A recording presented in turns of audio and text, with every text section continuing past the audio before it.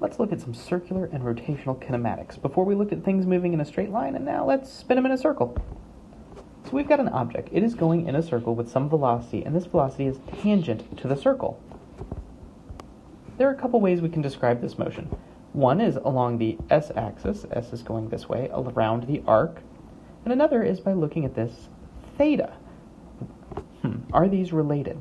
Now, as a side note, we always define counterclockwise to be positive. It has to do with right-handed coordinate systems. We'll talk about that later. They are related. Remember this formula for circumference where the radius is times 2 pi, that gives you the circumference around? Well, it turns out if this angle is in radians, that gives you the relationship between the arc length of the circle, s, and then the radius, r. And that's where radians came about. It's pretty nice. Just to reiterate, angular position in radians. Now we're going to define some quantities. First quantity we're going to describe is the instantaneous angular velocity. Instantaneous angular velocity is referred to as angular velocity, and it's the first derivative as angular position. This looks a lot like what we've done, except we added this word angular, indicating that we're taking the derivatives with respect to theta in radians. Same type of thing. If we want to relate this to tangential velocity, well, this is the rate of change, and instead of x, we're looking at this distance s. Plug in this right here. We know radius is going to be constant, so we'll just pull that out. And radius, that's constant, so that term goes to 0. And you get, your tangential velocity is r omega. This relationship is going to be very important moving forward. Now let's look at angular acceleration. In true to form, angular acceleration is the derivative of angular velocity, or the second derivative of angular position. Again, always in radians. We can define tangential acceleration as the derivative of tangential velocity. So tangential acceleration would be acceleration in the curve. So if you're turning around a curve and your speedometer is going up, like you push the gas pedal while you're turning in a curve, your speed would go up. That's related to your angular acceleration. Derivative of r omega, which is just r alpha as long as r is constant. So tangential refers to the arc, or straight tangent to the circle. Angular refers to how this is changing that angle theta. True to form, there are average quantities defined as total. Average angular velocity is just total change in theta over total time. And then average angular acceleration is just your total change in omega over total time. Just like it was in your linear kinematic equations. But don't be alarmed, this isn't where the similarities end, because now we've got this constant graph. Well, remember when we defined our constant acceleration angular kinematics?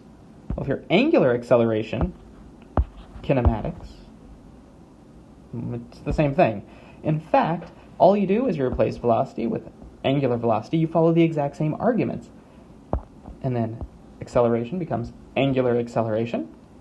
And instead of delta x, you have delta theta. Exact same things, provided you have constant angular acceleration, which makes sense because it's all based on derivatives. Let's put this to the test. So you've managed to secure a vinyl record copy of Queen's Greatest Hits, Bohemian Rhapsody, 6-minute song, and 33 revolutions per minute. So what's the angular displacement? One of the things you should know is that one revolution is a full rotation, and that is 2 pi radians. RPMs are more common, you'll see them on devices, but knowing this conversion is going to be important. So, angular and final velocity are the same. We know time. Always start with your knowns. And then we'll say that your average angular velocity is the change of angular position. We know average angular velocity because, velocity is constant. And we get 628.2 radians over the course of that 6 minutes, which 6 minutes is 360 seconds. Well, let's try this again. Let's get a drill. And this drill is going to go really, really fast. It's going to speed up to 2.51 times 10 to the 4th, or 25,000 RPMs? Yeah, 25,000. 25,100 RPMs in 3.2 seconds again. So unit conversion. Again, a revolution per minute.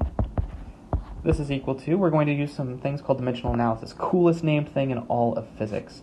So we get 1 revolution is equal to 2 pi radians and 1 minute is equal to 60 seconds.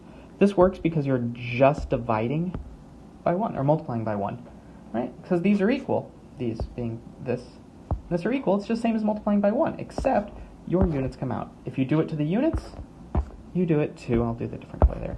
You do it to the number. No, do it to the number, do it to the unit. They behave the same way mathematically.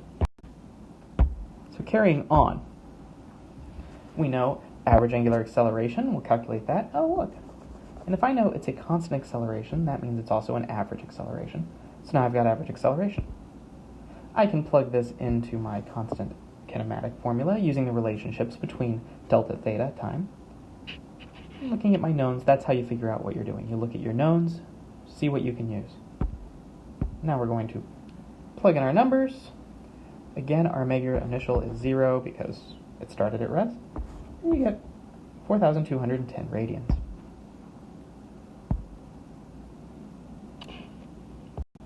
I hope that was helpful, and I will see you in class.